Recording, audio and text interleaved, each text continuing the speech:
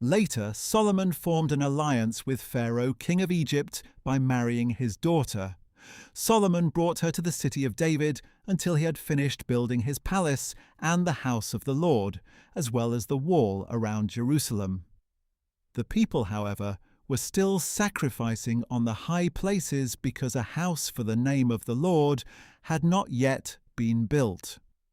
And Solomon loved the Lord and walked in the statutes of his father David, except that he sacrificed and burned incense on the high places.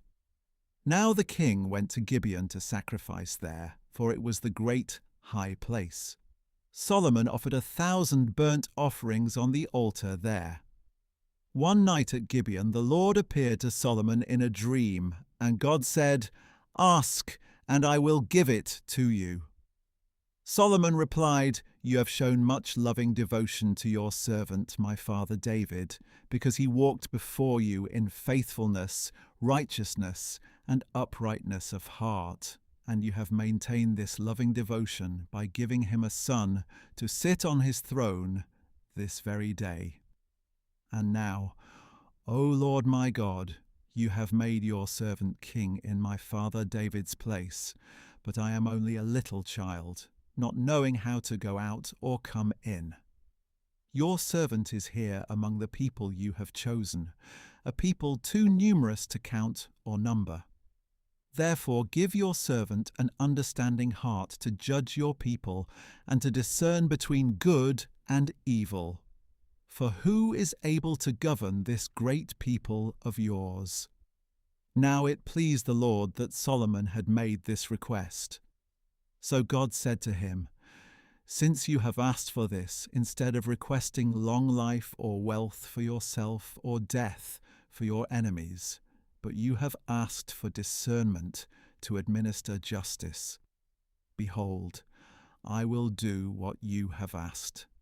I will give you a wise and discerning heart, so that there will never have been another like you, nor will there ever be. Moreover, I will give you what you did not request, both riches and honor, so that during all your days no man in any kingdom will be your equal. So if you walk in my ways and keep my statutes and commandments, just as your father David did, I will prolong your days." Then Solomon awoke, and indeed it had been a dream. So he returned to Jerusalem, stood before the ark of the covenant of the Lord, and offered burnt offerings and peace offerings. Then he held a feast for all his servants. At that time, 2 prostitutes came to the king and stood before him. One woman said, "Please, my lord, this woman and I live in the same house, and I gave birth while she was in the house. On the 3rd day after I gave birth, this woman also had a baby. We were alone, with no one in the house but the 2 of us. During the night, this woman's son died because she rolled over on him. So she got up in the middle of the night and took my son from my side while I was asleep. She laid him in her bosom and put her dead son at my bosom. The next morning, when I got up to nurse my son, I discovered he was dead. But when I examined him, I realized that he was not the son I had born." "No," said the other woman, "the living one is my son, and the dead one is your son." But the first woman insisted, "No, the dead one is yours, and the living one is mine."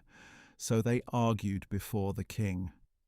Then the king replied, "This woman says, 'My son is alive and yours is dead,' but that woman says, 'No, your son is dead and mine is alive.'"